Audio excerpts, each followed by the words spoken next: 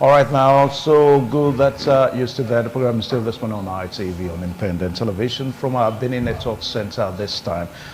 We did tell you that we're going to be looking at investment opportunities in Nigeria, socio-economic investment opportunities in Nigeria. You may want to say we've seen what is going on or what has happened in Lagos 1 or 2 days ago. Now, talking about the recently commissioned Dangote Refinery.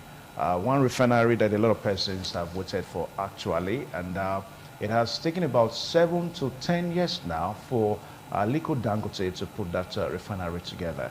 Now, there are some basic truths that we must understand about the refinery. We're told that the refinery is expected to help Nigeria meet about 100% of its refined petroleum products needs. That is gasoline, about 72 million liters per day, diesel 34 million liters per day, white kerosene 10 million liters per day, and also we have aviation fuel. We're told that it will produce about 2 million liters per day, and also it's going to be supporting some other allied industries. It's going to possibly increase in carbon footprint. That's we're talking about the greenhouse and all that. Then also is also going to help in decarbonization of the atmosphere. Well, these are some of the benefits that the Dangote refinery tends to give to Nigerians. Now, our major concern here is we're going to be looking at the sustainability of this kind of refinery, and also how government policies, what kind of government policies that the refinery is going to be dealing with. Well, we've decided to put seasoned investment experts, business investment experts on this show this morning, and also social critics, also political analysts, because the refinery, as it were, there are political sides, just as we have economic sides to the refinery that we have in Nigeria. Please join me to welcome two gentlemen here this morning. Incidentally, two of them are in blue. All right, so join me to welcome Destiny Owobu, a foremost business expert and also an investment expert. You're welcome to this program this morning on ITV. Yeah, Mr. John Osazwa is also here, a lecturer with the Department of Political Science and Public Administration, University of Benin. He's going to be looking at the political angle of the Dangote refinery that we have in Nigeria. Mr. John Osazwa, welcome to this show. Good morning. All right now. All right, so Destiny Owobu, what are your impressions? Dangote refinery, one thing that we've waited for almost 10 years is eventually here. What are your impressions? Yeah, it's very important in terms of scale.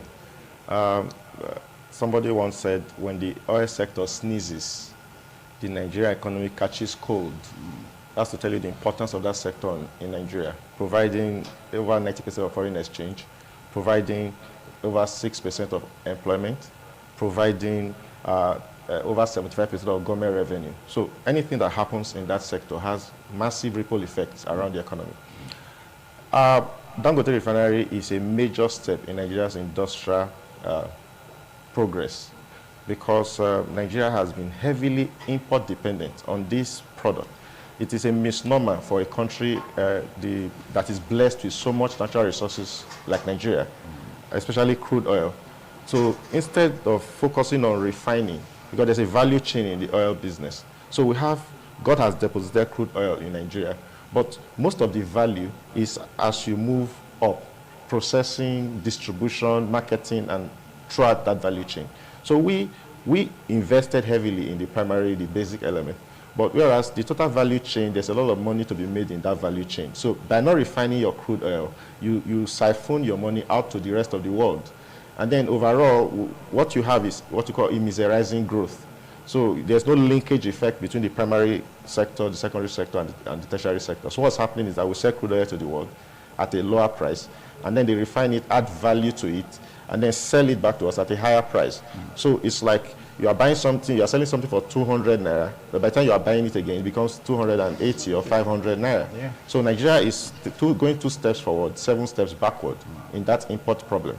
So it is a major step in the sense that when Dangote opens that refinery, which has been opened now, we expect that the federal government will be able to save $20 to $30 billion in foreign exchange, it's like when you think about an economy, we think about economy like a circles. So think about a tire, for instance. If our economy is a tire running with water, so anytime you put a hole to a tire, it drips away. So when you import goods to a country, you are putting a hole in your own tire to ship the money out to the rest of the world. But when you are self-sufficient, the money rolls within your economy. So instead of paying $30 billion to the rest of the world for a product that we can refine in this country, what the Dangote Refinery has just done for Nigeria in the macro level is to simply save that money within Nigeria itself. Okay, so instead of letting that money seep out of the economy, it will be retained within the economy because this company is a Nigerian company and it's situated in Nigeria.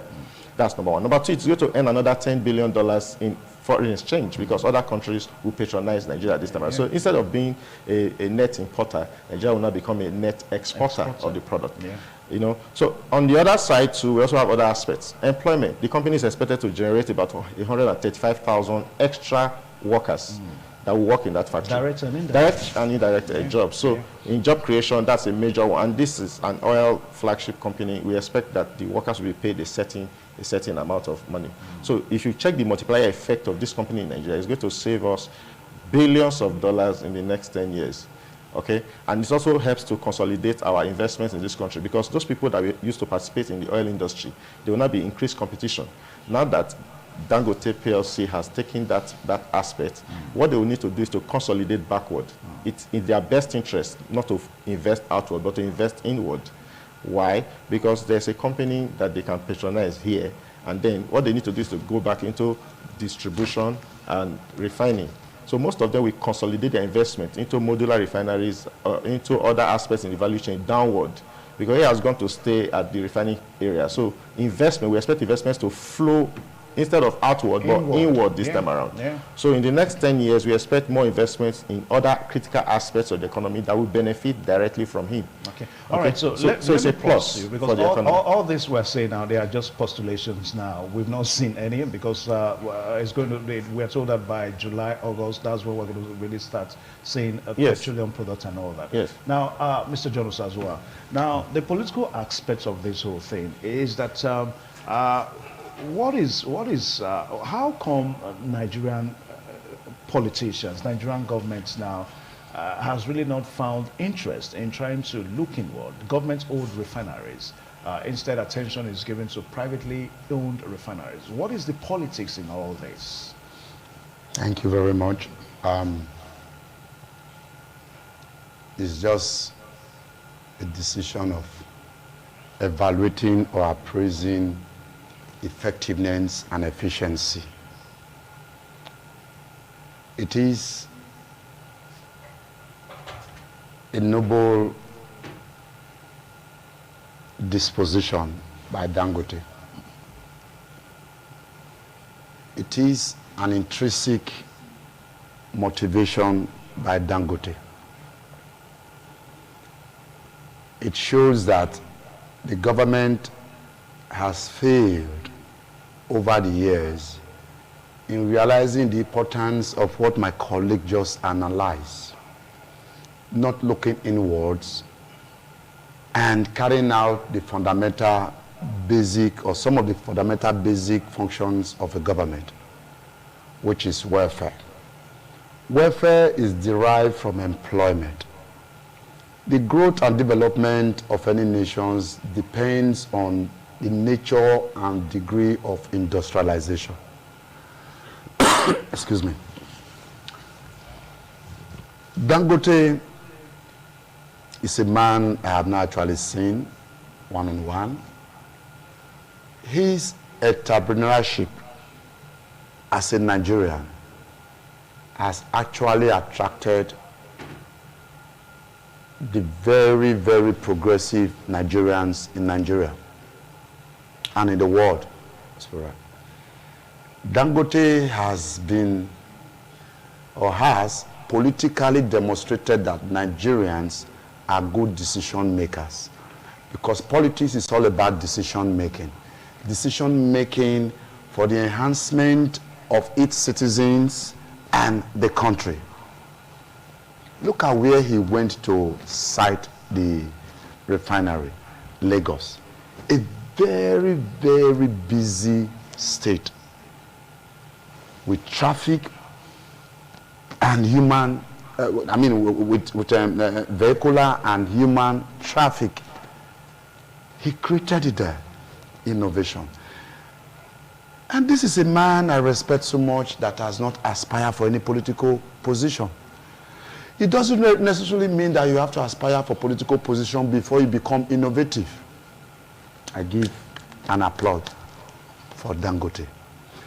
Dangote disposition should be an exemplary behavioral disposition to the legislators who have not actually thought about how to enhance the human and material resources of our country. Just like he said, it has created employment. In fact, he even underestimated the employment. Dangote has created a socio-economic activities, not just within Lagos, within Nigeria and outside Nigeria. There are going to be people who will be selling foods. There are going to be people who will be selling candles, the byproducts of this refinery. Yeah. And being a private sector, you are going to see the nature and political implication of bunkering is going to be reduced. Because if Dangote sets in and he catches you, you know when he castrates you, you know that you are going to be in big problem because he will not want to lose, particularly when he's operating from the private sector. I must commend him, and being a Muslim, I must say glory to Allah and God Almighty for giving that endowment. And for those who actually finance it, the CBN is saying he has returned about 70%. I must commend them for this visionary disposition. In fact, Dangote has replaced joy for the sorrowful Nigerians, majority, faith in the Nigerian state that something good can come out from Nigeria. It is a pluralistic disposition. Those selling candles are going to be employed, they are going to be empowered. Those selling engine oil are going to be empowered. Those making the pangolos, sorry, with due respect, pangolos, the cans are going to be empowered. Those dispensing fuel are going to be empowered. Politically, Dangote has demonstrated more than the politicians. Okay. All right, so Destiny Owobu, let's look at government policies now, because though it is not actually the first time that Aliko Dangote is investing in Nigeria. He has invested in agriculture, so many other things that he has invested in. But this is the first time he's making incursion into the oil sector. The worry is government policies now. The ability for Dangote Refinery now and petrochemicals to withstand what some persons worry about, harsh government policies and all that. You want to speak on that? Yeah, you see, like I said, it's about materiality. It's not the first time. It's materiality. Let me put it this way. There are 7 sectors that drain Nigeria of all the blessings of the global community. Petrochemicals is number 1. And that's where he just went to. Number 2 is agriculture. Number 3 is automobiles. Some Nigerians are making investments in that area. Number 4 is pharmaceuticals. Number 5 is electronics. And other, there are just about 7 of them. And anytime anybody goes into those areas, there's bound to be noise in the economy. Because those areas take about $100 billion from Nigerians every year. So it's about scale. Now, what is happening with this Dangote refinery is like what happened in the telecom too. In this country, when we had only Nitel, communication was expensive and it was not effective. Okay? So allowing players like these net giants to come and compete in that sector brought a lot of communication expansion. Now, the average Nigerian Okada man can afford to buy a phone and buy a SIM and get data because there's competition. Now, the prices have collapsed, and then there's more integration in communication because government allowed private players to play in that area. It's also what happened in the banking industry when the banks were consolidated. It made them more powerful. As I speak to you right now, Access Bank and UBA are global banks. Okay, they are the Nigerian flagship companies. They are the darlings of Africa. Okay, because they can operate. They operate in over at least 20 countries. This is the first time in Nigeria's existence where companies are now becoming global faces, like titans. Okay, it's the same thing that happened to the United States of America. Any country that would develop must enrich businessmen more than politicians. That's what he's saying. A country where politicians are still richer than businessmen is a diminutive primordial society. Nigeria is morphing into an industrial giant where enterprise, innovation, investment, rules, business, corporate governance run business, not government political interest, because politics is always at negation with economics. And so that is the problem. We are simply replacing the landlord from government to a private-driven company. You would have asked a question. Nigeria has 4 refineries. Why did they not operate? Why did they not work? This is because the NNPC will hire based on sentiment, based on we have to take people from different parts of the country. They are not looking at merit because it's a government-run organization who want to ensure what we call federal character, those kind of miscalculations that has to do with politics. It's good for politics, such decisions. When you run a country and it has 400 languages, about 270 ethnic groups, you have to find a way to make everybody happy. That decision may not be optimal for the economy, but it may be optimal for the politics. Do you understand? But in what makes a country rich is not just the politics, it's the sensibility of the economics. So, but Dangote is a private player, profit-driven, shareholder wealth maximization. There are other principles that run private businesses. And then when private people go into the sectors where government used to hold control, they tend to do better. Like he said, comparing effectiveness and efficiency. Efficiency is doing it at minimum cost and at maximum benefit. Yeah. And so what we expect to see is better management in that sector, better corporate governance rules, because the person needs to make money. Yeah. And he's not going to hire based on sentiment. You know, I was watching an interview recently where Dangote said he prefers using Indians to run his company. Did you hear what he said? Indians at the top. Because if you check the big companies in the world, the biggest companies in the world, they are run by Indians. They have a certain level of organization at the top. They are very great in organizing mega companies. Okay, why didn't he talk about Nigeria? Because a businessman, he wants to make profit. Thomas, if it was a government agency, they will not be sounding like that. Yeah. I mean, saying something like that is unpatriotic. Unpatriotic. Yeah. But he said it openly. And he gave his experiences. He mentioned why he prefers those types of people to run his establishment. Okay. Because he's looking at profit. Yeah. So those are the kind of benefits that come from running a business using private enterprise mentality. Okay. Now, let me just quickly add before you ask your question. I kind of added it. You see, he's speaking from what we call a political economy, you know, analysis, point of view analysis. Yeah. You know, he's speaking from the market base. You have 3 theories to analyze political economy.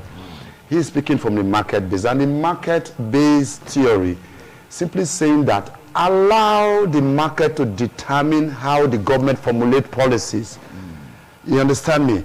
And considering the population of Nigeria, that the market base, which is like Dangote, represented by Dangote, and our very Ramoro, that is Chief Esama Benin Kingdom, you know, has done, that the country will progress better than when government make policy out of a myopic, a neophytic base level. That is what he's saying. But you find out that in such countries like America, developed ones, it is a competition between the market and the government. And you also have some countries who are also aligning with the third theory, which is feminism. They are saying that the women manages the house more than the men. So the women should take charge. We've seen that. Okay, now, we've seen that. In addition to that, it is not the first time we're having a refinery, as it were, in Nigeria. I was going to come there. Edo State has a modular refinery, yes. so let us be careful, even as we try to praise. But it's not Edo State. It's not Edo State. It's from our brother Osawaro, late Osawaro. From Umugunohua. Okay, well, but we understand that the state government now told us it has an interest. The state government just has an interest. Refinery and all that. Maybe it's at Olugbo. Yeah. Now, the question I want to ask is, how come the kind of patronage or support that the federal government seems to always want to give to persons like Aliko Dangote? Yes. How come that was why I was trying to look at the political interest. Of course. What do you think is the political interest? It is just to encourage the individuals to participate in political economy development. With Dangote springing up now, with this refinery, is going to motivate certain economic oligarchs either to form a conglomerate, a joint effort in replicating, in motivating, in influencing, and even multiplying this well-sellable human endeavor. Yeah, Jonas, as well, the fear is that these oligarchs, they have their political stand. You cannot separate the oligarch. Dangote is an Iroko. Is a political economy Iroko. This is a man that is so humble. If he wants to drill, he knows the oligarchs, he knows the economic oligarchs. You have social oligarchs, you have academic oligarchs, you have political oligarchs. They know he can withstand them. And that is why I give God the glory that such a man has stepped up to create this. You see, there is a difference between Dangote refinery and the refinery, the modular refinery at Olugbo. It's just because Osawaro is late. Because there was an involvement. I told you he's from my village. He's from, I know him very well before he passed on. There was a political implications, several interests. This is where my colleague here is arguing from.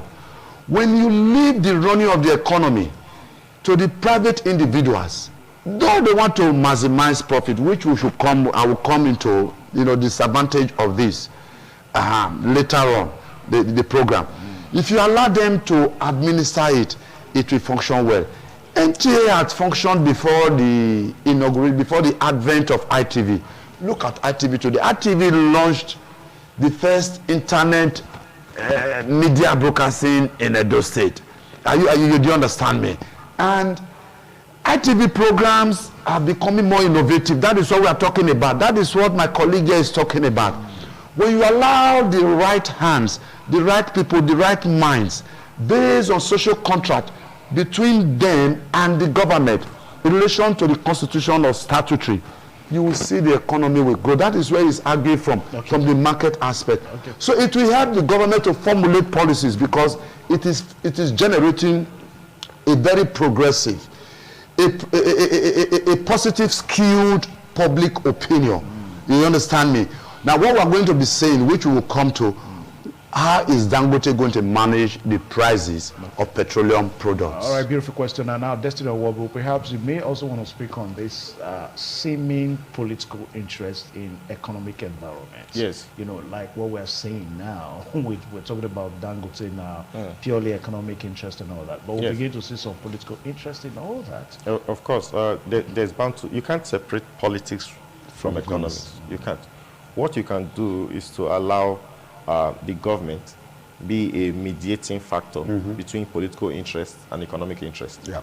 Okay, that's where government comes in. And for government to act that way, the private sector has to have enough power to force the public sector to act in national best interest. What we've had before was a monopoly, a government monopoly in the oil industry. Now, I just hope that we are not replacing a public monopoly with a private monopoly. A private monopoly now. Yes, that's where the average Nigerian should be more interested in. I hope we are not just changing the cap. Changing the narrative to another thing. Yes. Because the government already has invested 20% into that company. And we also hope that they are not going to find, but it's not going to work because Dangote has 50% stake in that company. That's why I said it's the government is the promoter of the enterprise. He invested half of his, it cost about $18 billion. His personal investment in it is about $10 billion. You know, it's a business enterprise. And it's not as if it was government that only made Dangote rich. Dangote flourished in industries that even government failed. For example, in the cement, it's heavy. If it flourishes in heavy industries, he has always had government support. I understand the point. And it should have government support. You know why? If you have 7 children and one of your child is well educated, you tend to invest more on that child because you know that it's going to bring honor to the family. We must not see Dangote as a north, south, east person when we are looking at the economy. That's why people are saying Dangote. Dangote is a Nigerian. I see Dangote as an extension of myself. So if you want to do business with the Americans, they bring the Rockefeller's companies to you. They bring Coca-Cola, they bring Pepsi-Cola. You relate with that country with its economic titans. They are not interested in which of the American set it up. So Nigerians should divorce themselves from discussing whether Dangote is from the north, the federal government is favoring him. What we should have as a policy is forcing the government to look at the darling companies in this country. You know, there are darling companies that are coming up that show promise of elevating Nigeria from poverty. In the automobile industry, there are a lot of investments in that area. In the education industry, a lot of people are putting money in education in this country. In telecom, Nigerians have taking positions in that industry. We should be looking at things like that. We can't be looking at ethnicity, which part of Nigeria they come from. At this level of development, such thinking is backward. What you're more interested in is, 1, who owns that company? A Nigerian. 2, who are investors in the company? Nigerians. Okay, let's look at it like that. Let's even encourage other Nigerians to imitate Dangote and invest in other parts of Nigeria. There are other opportunities in this country. So I am not interested in that debate on they are supporting him. I'll give you, for example, his biggest competitor in the cement industry is Boa Cement. Boa Cement is from Kano, the same thing, same place he came from. How can one state in 36 states produce the 2 largest cement producers? In Africa. As if the federal government is in Kano. We must be looking at things like that. Kano is a state in this country. Okay? And then we have 36 states. And then the 2 largest cement producers in the country is from the same place. We should be this high look at it. There must be something good about Kano. Okay? But when it comes to broadcasting, for instance, the biggest investors are in the West. So it depends on the area where Nigerians are taking positions. When it comes to auto manufacturing, one of the biggest investors, private investors, is in the East. So look at it from the total perspective. Let's get out of the debate of who is the government supporting and not supporting. We should even encourage the government to look inward and look at other people we can push. Okay. All right. So I think what as an addendum to him, what he's trying to say politically is that Dangote, we should be seeing Dangote as a nationalist. We should be seen Dangote as a nationalist. And because of his patriotism, he should be seen as a nationalist. He is not, let me say, himself and the owner of Boa Cement, they were not selfish. And they are not selfish. They decided to contribute to mankind, particularly Nigerians, by elevating them socio-economically. And for them to also see themselves as Nigerians, which is saying. And this is one thing, we should look at somebody from Kano State coming to invest in Lagos State, in the Western region. So what he's saying is something that has been lacking, nationalism, which is love for your country. Dangote has enough money to buy fuel and import petroleum product. But he decided to become nationalistic. This is what my colleague here is advising. That all Nigerians should not see themselves as ethically or religiously inclined. Rather, let us see ourselves as Nigerians. Once we begin to see ourselves, you will see this geometric-oriented development, growth and development within our country. That is what my colleague is saying, nationalism. That is what... just 1 minute now. Let's look at the location now in Lagos. Perhaps location is too saturated now. Yes. You know, for industries, let alone for a refinery. Yes. I mean, some may want to argue because of the closeness to raw natural resources and all that. Yes. But that refinery could have been located in Edo State here. I mean, we've got our coastal part of the, you know, in Edo State, Yes. Yes. even in Delta State and all that. True. So do you think Lagos is probably the right place? Before you make such an investment, the conception of that project started in 2009. About 10 years ago. 10 years now. ago. So they must have done what you call feasibility study. It's a lot of money to do feasibility study. You know, What do you think they came up with? they came up with a Closeness to Lagos. resource. No, not closeness to resources, to market. To market, if you are thinking Truly- about exporting the truly product, you are thinking about exporting the product. Yeah. Yeah. And you are thinking about also satisfying the country. And Lagos is our commercial hub. 35% of Nigeria's GDP is in Lagos. The business of Nigeria is in Lagos. The top business of Nigeria is in Lagos. Now, It's not only And just security, in and other security. parts of the country now. rule and of law, security. security, and many things. There are many And things security. that dragged it to The Lagos. Niger Delta is contaminated. You know, where we With You insecurity. cannot say so. I'm telling you. no, from a business perspective, Yeah. Lagos is a darling city for any Yes. investment of such magnitude. Petroleum. Yes, for petroleum, yes. All sectors. Check, how many times have you heard a company being attacked in Lagos by any vandal or anybody, except from this NSAS movement? Lagos is a safe place for investment. We must give it to Lagos. Lagos has attracted billion-dollar investments, and they have all begun, except the agberoism problem, which agberoism does not being really curbed now. is being curbed, you know, Yeah. seriously. So we must praise the country where it's doing something right. Okay. Now, we need to stop this discussion now, gentlemen, because we still need to go back to Abuja, where Dominic Eyemese and Juliet Dangiwa are waiting. They are going to be looking at climate change and NIMET's prediction for the year 2023. A very big thank you to you, gentlemen, Thank you for very finding time to come on the show this morning.